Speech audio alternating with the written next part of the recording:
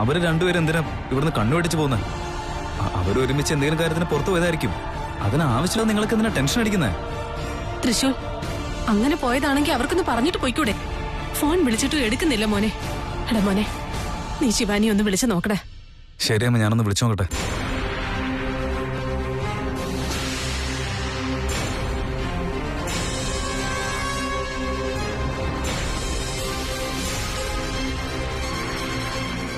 എന്താ ഫോൺ എടുക്കാത്തവര്? തൃശൂർ ഒന്നുകൂടി വിളിച്ചു നോക്ക്. ശരി. ഇല്ല മാം, അവര് ഫോൺ എടുക്കുന്നില്ല. എന്റെ ഈശ്വര, ഇവിളിത് എവിടെ പോയി കിടക്ക്? ഞാൻ എന്താ ഇപ്പൊ ചെയ്യാ? അമ്മേ, എന്താ അമ്മ ഇത്? അവരെന്താ ഈ വീട്ടിൽ നിന്ന് ആദ്യമായിട്ടാണോ പുറത്തേക്ക് പോകുന്നത്? അല്ലല്ലോ. ഫോൺ എടുത്തില്ല എന്ന് കരുതി ഇങ്ങനെ പേടിക്കേണ്ട കാര്യം എന്താ? എടി പങ്കു, ഇതിന്റെ പേരിൽ അടി കിട്ടുവാണെങ്കിൽ നമ്മുടെ മേക്കപ്പുകൾക്കും വിക്കും പറഞ്ഞു പോകും.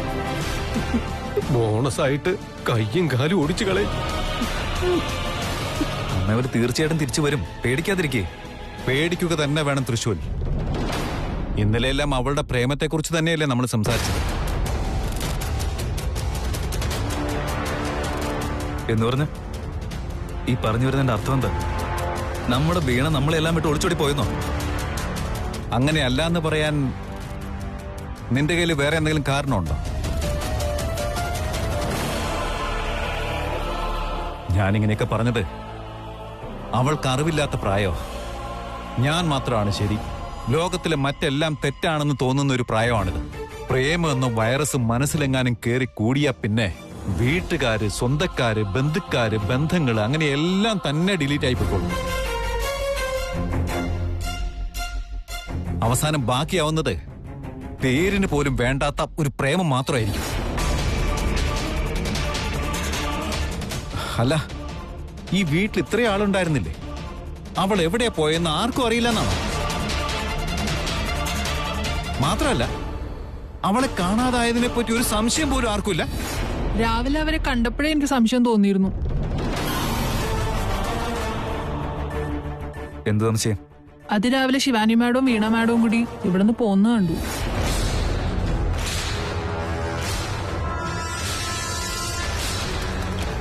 അപ്പൊ ശിവാനി മാഡം വീണ മാഡത്തെ കല്യാണം കഴിപ്പിക്കാന്ന് പറയണത് കേട്ടു.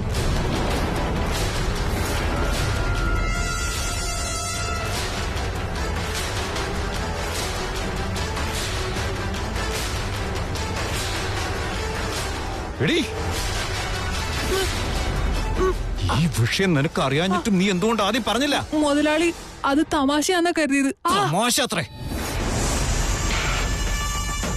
ഇപ്പൊ എന്ത് പറയുന്നു? ഇപ്പൊ എന്ത് പറയുന്നു? ഇതിന് ഉത്തരം പറയേ. ഉത്തരം പറയടാ. ധനഞ്ജയ, നീ എന്താ ഈ പറയുന്നേ? നമ്മുടെ ശിവാനി അങ്ങനെ ഒന്നും ചെയ്യില്ല. ഇത്രയും ചെയ്ത് കാണിച്ചിട്ടും ഇനി അവള് ചെയ്യുമെന്ന് ചോദിക്കുകയാണമ്മേ. അങ്ങനെയൊന്നും ആയിരിക്കില്ല. എന്റെ ശിവാനി അങ്ങനെയുള്ള ഒരാളല്ല. അതേടാ, നിന്റെ ശിവാനി അങ്ങനെ ആയിരിക്കില്ല. പക്ഷെ ഇപ്പൊ കൊണ്ടുവന്ന ശിവാനി നീ കരുതുന്നത് പോലെ അല്ല. നോക്ക്, ഫോൺ ചെയ്യ അവൾക്ക്.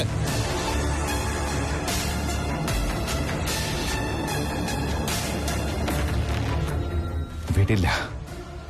എന്റെ മകളെ പ്രേമിക്കുന്നവനെ ഞാൻ വിടില്ല, വെറുതെ വിടില്ല. ഇതിനൊക്കെ കാരണക്കാരിയായി അവളെയും വിടില്ല. ഒരു കാരണവശാലും രണ്ടുപേരെയും ബാക്കി വെക്കില്ല. ഏ ബോലനാഥ, ഋഷിമുനികളുടെ ആരാധ്യദേവ, കാലം കഴിഞ്ഞ് കാലടികളിലെ മണ്ണൊലിച്ചുപോയി സത്യോത്ഭവമാകുന്ന കാലം വന്നിരിക്കുന്നു മഹേശ്വര. എത്ര ദിവസമായി നിന്റെ മൗനം തുടരുന്നു? സംസാരിക്കേണ്ട സമയമായിരിക്കുന്നു മഹേശ്വര. ആ സമയം ഇപ്പോൾ തുടങ്ങിയിരിക്കുന്നു. ജീവിതത്തിന്റെ പാഠം പഠിപ്പിക്കണമെന്ന തീരുമാനമെടുത്തിരിക്കുന്നു മഹേശ്വര. കള്ളമെന്ന മരത്തിൽ സത്യത്തിന്റെ കോടാലി വീണിരിക്കുന്നു. നിഴലുകളെല്ലാം നീങ്ങി യഥാർത്ഥ രൂപം വരുവാൻ ഇനി എത്ര സമയം വേണം Maheshwara?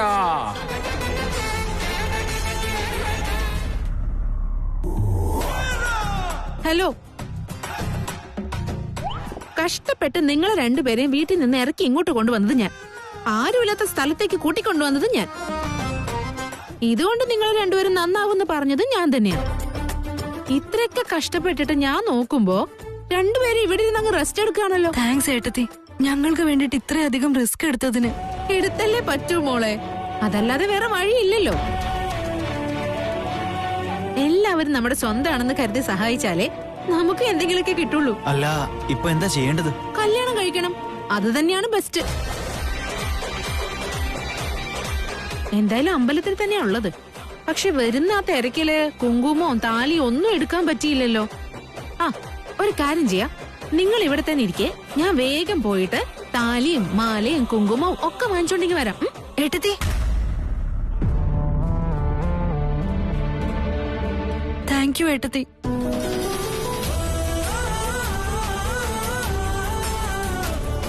Really thank you so much. രണ്ടുപേരും ഇവിടെ ഇരുന്നിട്ട് ഭാവിയെ കുറിച്ചൊക്കെ സംസാരിക്കും. ആ അജിത്തെ, സംസാരം മാത്രം മതി, മനസ്സിലായല്ലോ?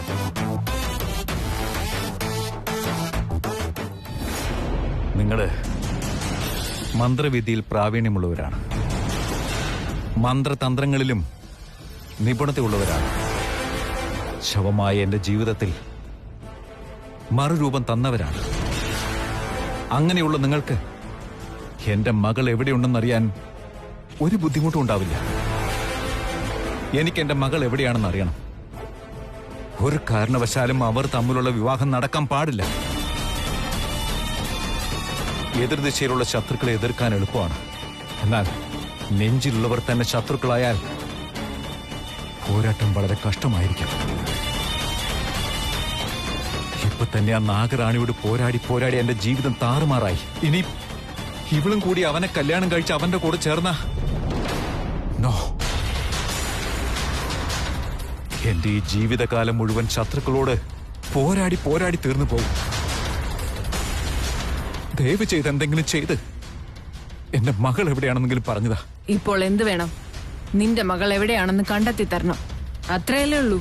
അത് മാത്രമാണ് ഇപ്പോഴത്തെ എന്റെ പ്രശ്നം. ശരി, ദാക്ഷായണി മാർഗബന്ധുവിനെ ആവാഹിക്കുക എന്നത് മാത്രമാണ് നമ്മുടെ മുന്നിലുള്ള വഴി.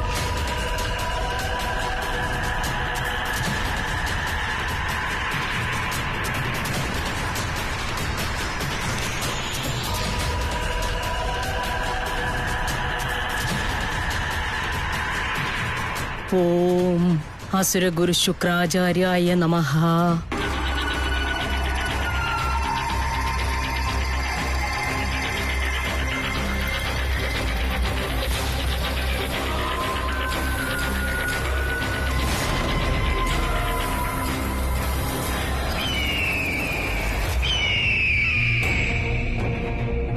പോകൂ മാർഗബന്ധു, ദിഗ്വിജയന് വഴി കാണിച്ചു കൊടുക്കൂ. ദിഗ്വിജയ, ഈ മാർഗബന്ധു നിനക്കുള്ള വഴി കാണിച്ചു തരും. എനിക്ക് വഴി കാണിക്കുമായിരിക്കും, എന്നാൽ എന്റെ മകളുടെ കൂടെയുള്ള ശത്രുവിന് മരണത്തിലേക്കുള്ള വഴി കാണിക്കാൻ എന്റെ കൂടെ നിങ്ങൾ ഉണ്ടാവണം. ശരി.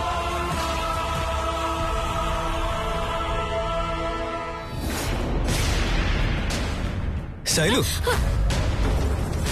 നീ ഇവിടെ എന്ത് ചെയ്യാ? വീണ എവിടെ?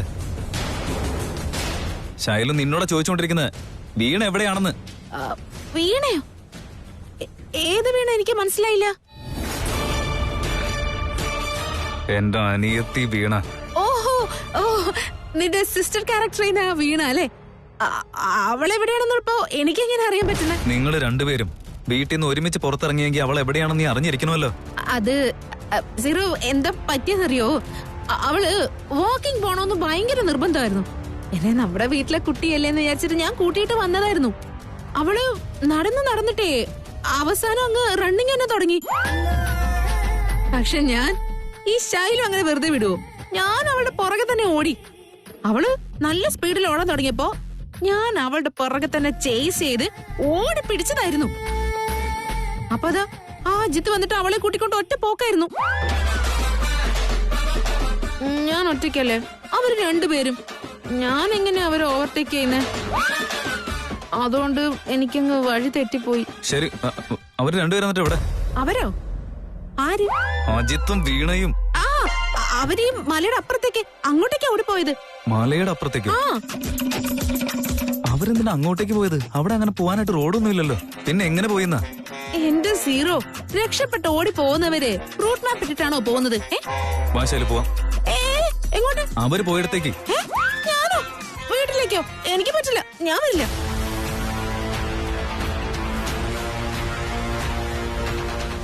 അജിത്, നിന്നെ എനിക്ക് നഷ്ടപ്പെടുമെന്നുള്ളൊരു പേടിയായിരുന്നു. എനിക്കും അതേ പേടിയായിരുന്നു വീണ. എനിക്ക് നിങ്ങളുടെ വീട്ടിലേക്ക് വരാൻ കഴിഞ്ഞില്ല. ഒരു ഗർഭപക്ഷിക്കും കയറാൻ കഴിയാത്തതുപോലെ ദിഗ്ബന്ധനം ചെയ്തിരിക്കുന്നു.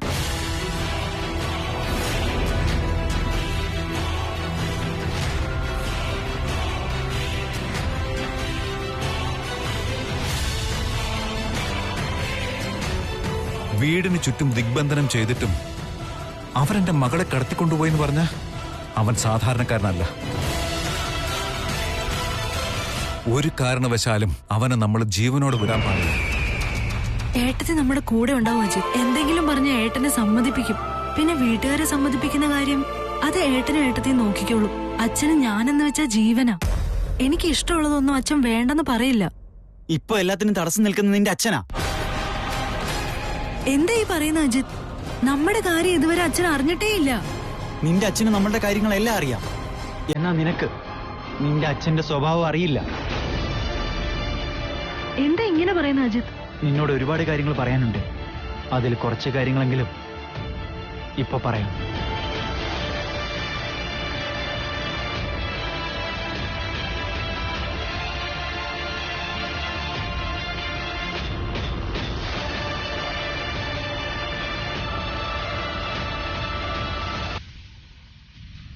അജിത്, എന്താ ഇത്? ഇത് മാർഗബന്ധു പ്രാണികളാണ്.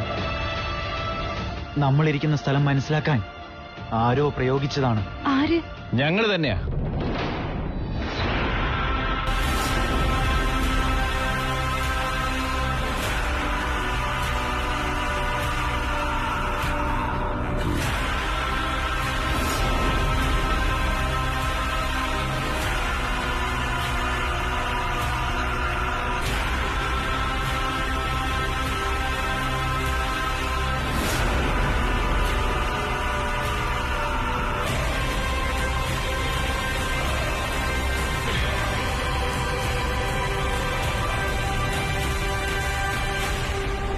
ഇവിടെ വന്നു കഴിഞ്ഞാ ഞങ്ങളാരും കണ്ടുപിടിക്കില്ലെന്ന് കരുതിയോ? ലോകത്തിന്റെ ഏതു മൂലയിലായാലും ഞങ്ങൾ കണ്ടുപിടിക്കും. നോക്ക്, നീ ഇവനെ കല്യാണം കഴിക്കുന്നത് ഒരിക്കലും ഉചിതമാവില്ല. കാരണം ഇവനൊരു മനുഷ്യനെയല്ല. ഗരുഡനല്ലേ?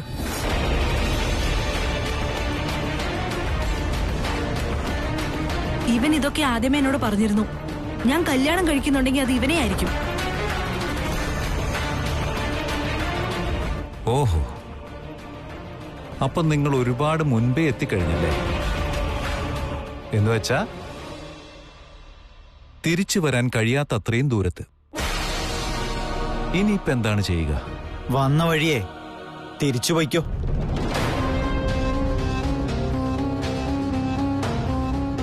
വെറും കൈയോടെ അങ്ങനെ തിരിച്ചു പോകുന്നത് എന്റെ ജാതകത്തെ പോലുമില്ല. അതുകൊണ്ട് എനിക്ക് ഇവൻ വേണ്ട. പക്ഷെ നീ വേണം. എന്താ വേണ്ടെന്ന് വെച്ചാ ചെയ്തോളൂ.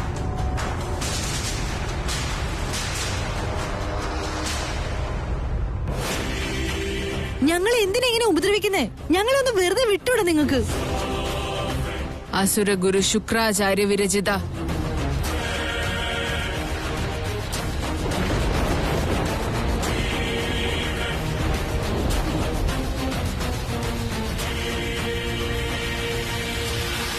ശൈലു, നീ എന്താ ആലോചിക്കുന്നത്?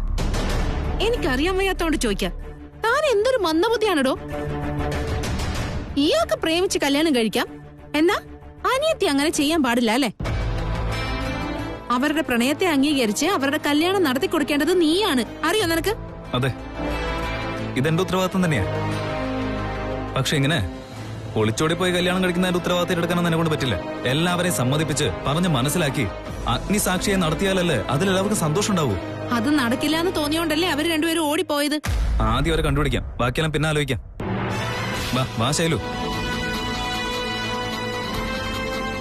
വീണ, വീണ, നീ എവിടെയാ?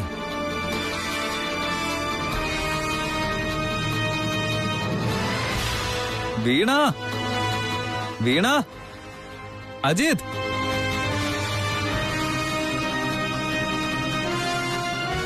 വീണ. അയ്യോ,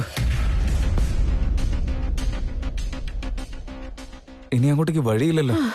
അപ്പോ അവർ രണ്ടുപേരും ഇവിടെ എവിടെയെങ്കിലും ഒളിച്ചിരിക്കുന്നുണ്ടാവോ ഇനി? ഇവിടെയോ? വീണ, അജിത്, എവിടെയാണെങ്കിലും ഒന്ന് വേഗം വാ. ദയവേത് നിങ്ങൾ ബുദ്ധിമോശമൊന്നും കാണിക്കില്ലേ? കേൾക്കുന്നുണ്ടോ? ഞാൻ തന്നെ മുൻപിൽ നിന്ന് നിങ്ങളുടെ കല്യാണം നടത്തി തരും. ദയവേദം തിരിച്ചു വായോ. വീണ, അജിത്, നിങ്ങൾ എവിടെയാണ്?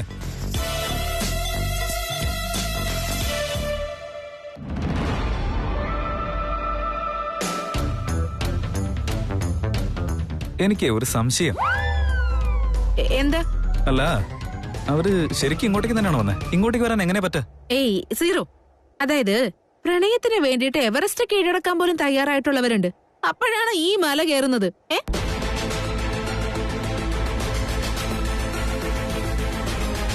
വീണ,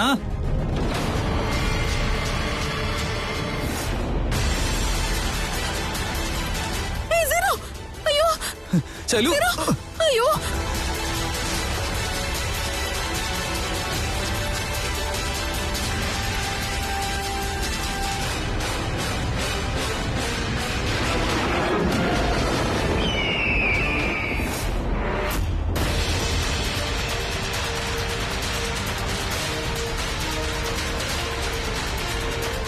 എന്താ ഇവിടെ നടക്കുന്നേ? അജിത്, എന്താ ഇത്? ചെറിയച്ച, ഇവരൊക്കെ ആരാ? ഇയാള് നിന്റെ ചെറിയച്ഛനുമല്ല, ധനഞ്ജയനുമല്ല.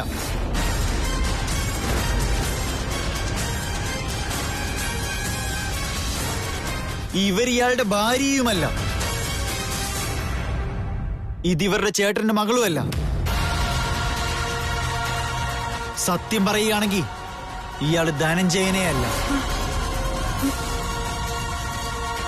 നീ എന്താ ഈ പറയുന്നത് അജിത്? ഞാൻ സത്യമാണ് പറയുന്നത്. വായടക്കടാ. ബന്ധിച്ചിരിക്കുന്ന എന്റെ ദേഹത്തെയാണ്, നാവല്ല. വീണ, നിന്റെ അച്ഛൻ നിന്റെ പ്രാണനാണെന്ന് നീ പറയാറില്ലേ? ഈ നിൽക്കുന്നതാണ്.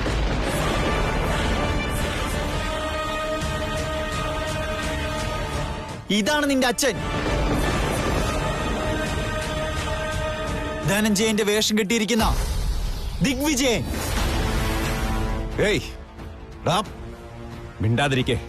മിണ്ടാതിരിക്കുന്നതാണ് നിനക്ക് നല്ലത്. എല്ലാം പറഞ്ഞു കഴിഞ്ഞിട്ട് മിണ്ടാതിരിക്കാൻ പറഞ്ഞ എന്ത് പ്രയോജനം ദിഗ്വിജയ?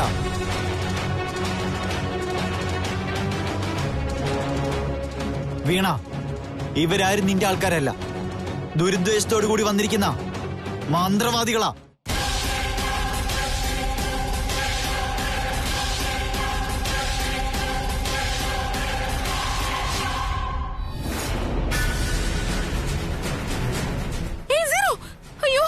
ശൈലു, അയ്യോ ശൈലു,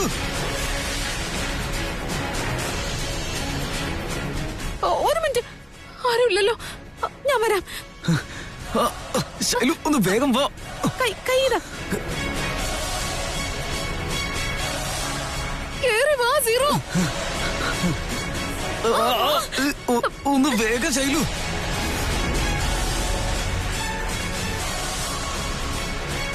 എനിക്ക് പറ്റുന്നില്ല.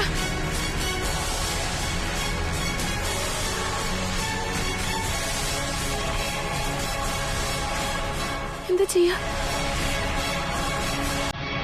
ആദ്യ സീറോ, എന്നെക്കൊണ്ട് പറ്റുന്നില്ല. ഞാൻ ആരെങ്കിലും വിളിച്ചോണ്ട് വരാം. അങ്ങനെ തന്നെ നിൽക്കുക, കേട്ടല്ലോ.